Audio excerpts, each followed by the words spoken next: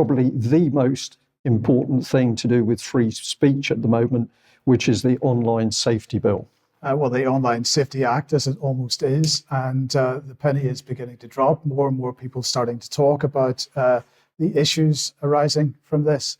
But before we get on to the issues, let's just have a little look at a piece of video here. This is Dame Melanie Dawes, who is the Chief Executive of Ofcom, and her response to the fact that it is about to become law.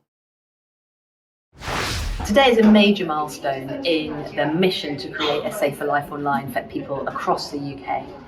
And we are absolutely ready now at Ofcom to crack on with the implementation of these new laws. And we feel very privileged to have been entrusted with this role. In a matter of weeks now, we will come out with the standards that we expect tech firms to put in place to protect children and to make sure that all of us are protected from illegal activity like fraud. So we're excited to get started.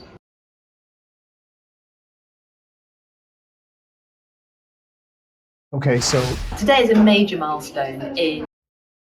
Okay, so Dame Melanie Dawes, they're extremely excited that Ofcom is going to be the regulator of the internet. Now, this has been a long time coming. Well, let's just see what the law of the bill actually says. So I'm just going to take one example here. This is the Online Safety Bill. This is all about false communications. This is Section 180 of the bill. A person commits an offence if the person sends a message and the message conveys information that the person knows to be false. Now, how you define or how you discover whether somebody knows that message to be false or not, I have no idea. But anyway, that's what it says. At the time of sending, the person intended the message or the information in it to cause non-trivial psychological or physical harm to a likely audience. So again, how do we define what non-trivial psychological harm is? And finally, that the person has no reasonable excuse for sending the message. So the question is whether some kind of opposition to a government policy would be considered a reasonable excuse.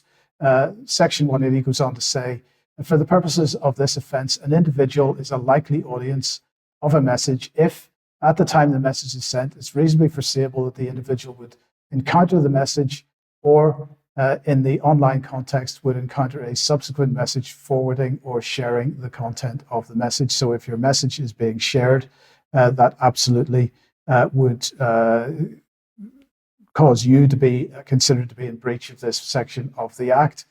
It goes on to say, in the case where several or many individuals are a likely audience, because it could be a likely audience could be one individual, and in that case, then they're obviously trying to deal with, at least they would claim that they're trying to deal with malicious communications to an ex-partner or somebody who's a stalker or something like that. But in the case where several or many individuals are the likely audience, it's not necessary for the purposes of subsection 1C that the person intended to cause harm to any one of them in particular. So you don't have to demonstrate that any individual was caused harm if the message was sent to multiple people. And it goes on to say this, a person who commits an offence under this section is liable on summary conviction in England, Wales to imprisonment for a term not exceeding the maximum term for summary offences. In this case, this would be 6 months, or a fine, that would be £5,000. Now, Alex can correct me if I'm wrong, but as far as I understand it, this would be for each case or each example of breach of the regulation. And if we just put that back on for a second, please, Stephanie, on summary conviction in Northern Ireland to imprisonment for a term not exceeding 6 months or a fine not exceeding level 5 on the standard scale. Now, level 5 on the standard scale is an unlimited level. So actually the potential fine in Northern Ireland seems to be, or appears to be at this point, to be much higher. So just before we go on to what it says in section 181, Alex, what are your thoughts on this and the risk that people are placed under by this piece of legislation? Come home to roost.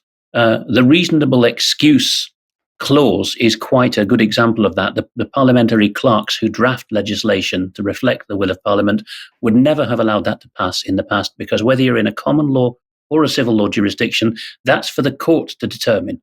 It will find that you were guilty of the statutory offence, but you had a reasonable excuse. By dint of putting that into the drafting of the bill, you are removing courts' discretion. And then as regards Northern Ireland being on a separate regime, well, we don't have time to get into the new reality of what legal scholars are already calling indirect rule. That is senior mandarins in Whitehall at the Northern Ireland office, governing Northern Ireland instead of ministers either in Stormont or Westminster. Clearly, the settled view of our governing class is that your native Northern Irish people are more sensitive souls. Hard to believe, but because there's more social damage to be done there, runs the pious maxim. Therefore, we really have to shock the people of Ulster out of sending anything nasty. Even the idea of a likely audience. I mean, this is something that was done first with written messages in the Public Order Act 1986, legendary and notorious sections 4 and 5 that talk about posters or anything that's on display to the public being at risk. So, it's a whole generation of confused thinking and mishmash really come to the fore for those who follow literature. It's the reader response theory. There's no meaning in the text or the speaker, let alone mens rea. It's all people's feelings. Indeed, and with obviously it would have to be tested in court. But anyway, let's move on to Section 181, because this is the important bit, because those regulations and that law doesn't apply to, if we look at the first clause here in Section 181, a recognised news publisher. So in other words, if one of us agrees that we should submit to the regulation of Ofcom, or if you're print media, of IPSO or one of the other regulators, then you would be recognised as a news publisher, and therefore you cannot, according to this, commit an offence under Section 180. And the other point to make here is that an offence under Section 180 cannot be committed by a provider of an on-demand programme service. So that would be the likes of Channel 4 or Channel 5 or any of these broadcast media on-demand services. But if we remember what was going on with ATVOD and the UK column, they were attempting to claim that we were an on-demand programme service. So perhaps that gives us some scope for consideration there. But nonetheless, it is extremely interesting that it's only members of the general public really that are at risk from this particular legislation. If you're a recognised news service, you're not. Now, it looks like, and Alex, it'd be interesting a little bit of comment from you on this, it looks like at least one person, Warren Thornton, has already been picked up basically on the back of the legislation, which isn't fully legislation yet, but it looks like at least one person has been arrested, taken to Bristol police station and held for a night. And that's quite an incredible situation for what's been described as malinformation. I must confess I am nonplussed by this one, Mike. I do not doubt the credentials, the earnestness of the lady who has put out the claim in a video of her own that while Mr. Thornton was live streaming yesterday, the 26th of September, the heavies came and did a German-style raiding of the live stream. What you're doing is wrong think. But it has been claimed, and I cannot see any other basis on the statute books, again, lawyers, please correct me if I'm wrong here, we do like correction, than this bill. So whether the goons have got to the stage of actually anticipating royal assent, which would complete the trick begun in 1854 as to royal assent, that's the likeliest explanation, barring anything else that suggests itself, that police have assumed that the bill is now law. Indeed. So let's just quickly have a look at some of the Twitter comment on this. So here is Carol McGiffin. The online safety bill is, quotes, no more or less than a volume control that allows authorities to turn down all the way to silence voices they don't want anyone to hear. So this is reflecting one of the features of this act, and that is that the act claims that it will maintain freedom of speech. And of course it does.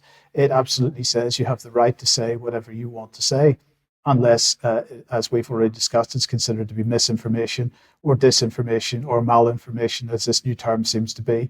But what it doesn't do is give you any right to be heard. So what it's effectively doing is saying, you have no right to be listed by a search engine. You have no right to be actually promoted by a social media platform and so on. So it effectively makes shadow banning and so on something that is considered legal. Here's another one from James Melville. the Online Safety Bill to become law and crack down on harmful social media content, but for government and tech companies to act as arbiters over online content risks becoming a road to hell that's paved with bias, censorship, and tensions. Well, of course, the road to hell, we've been walking that road since 2017, basically. In fact, we could even go back to 2015 with David Cameron's United Nations General Assembly speech, which began this whole process. Then we've got GB News here saying the Online Safety Bill branded a form of communism by Matt Letitia in a scathing rant. And finally, then we've got whose device is your phone anyway? And of course, this particular from Silkie Carlo talking about the effect that this is having on end-to-end encryption, and effectively is going to require social or communications companies to provide backdoors into end-to-end encryption. Not everybody is threatening or sort of listing the problems with the bill. Of course, as we would expect, the Centre for Countering Digital Hate is extremely excited about it. But then there's the question of, and Brian's going to be coming on to Russell Brand in a second, but there's the question of Rumble and the fact that Rumble has taken a stand on Russell Brand. Rumble has already started losing advertisers rather, over the fact that they have supported Russell Brand. And this was one of the mechanisms that was used to persuade YouTube to be quite so draconian with its censorship regime. Because YouTube started kicking people off when the advertisers started leaving. Now, Rumble used to be a totally privately owned company. It subsequently went through an IPO, and so it's now beholden to shareholders. And the question is whether the shareholder pressure is going to force them to walk back on their position at this point, and how long they can maintain their position as a freedom of speech platform remains to be seen. But as a result of the Caroline Dinenage message last week, then the question of whether Rumble would even stay in the country, because the Online Safety Bill is going to put legal massive fines and potential imprisonment on the managers and the owners of companies. So Mid-Press here saying after the passing of the Online Safety Bill, Rumble is at risk of shutting down in the UK. Chris Paslovsky, who's the CEO, said it was deeply inappropriate and dangerous for the UK government to choose who can talk or make a career on their platform. But The Sun, according to Glenn Greenwald, was printing this today. Failing to cooperate with Ofcom could put Rumble executives at risk of arrest if visiting Britain. So this is quite a staggering situation, Brian, that platforms like this looking at serious legal problems and a potential imprisonment for supporting freedom of speech. Well, it is, Mike, but the answer is this is very simple. This is a dictatorship installing itself in plain sight, and people have got to recognise it for what it is. It is state control of the media. It's closed down of free speech. And it's obvious the intent is that nobody will have an opinion which disagrees with anything the government says.